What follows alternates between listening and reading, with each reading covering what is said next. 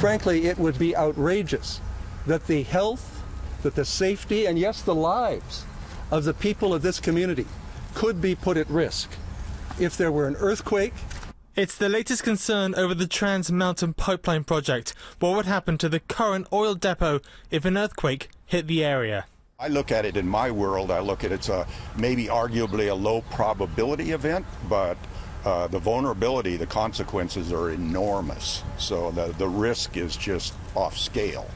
NDP candidate for Burnaby North Seymour Sven Robinson, along with experts, have compiled a report which they say highlights the dangers should an earthquake hit the area, with 4 of the oil tanks in operation being over 60 years old and posing what they say is a serious risk to the surrounding community.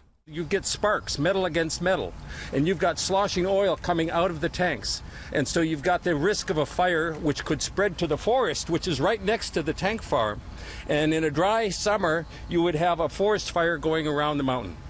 The main issue here are these oil tanks you can see behind me, built in 1953, before there was any kind of seismic analysis or before there were any communities living in and around this area.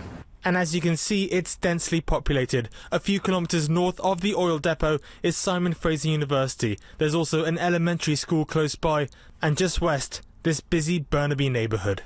There are 30,000 people on the mountain within 2 kilometers of here with no way to get out should there be a wildfire here. There are only 2 access roads, Burnaby Mountain Parkway and Gallardy Way. And you can imagine what would happen in an uncontrolled wildfire.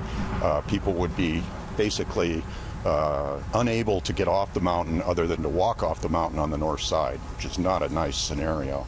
In a statement, Trans Mountain addressed these concerns, saying, since the Burnaby terminal was originally constructed and as knowledge about seismic events has improved, upgrades have been completed at our facilities and along our pipeline system, including Burnaby Terminal, to address seismic hazards.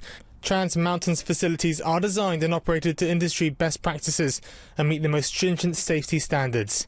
But that's not good enough for Sven Robinson, and now he's asking Ottawa to get involved with a full investigation.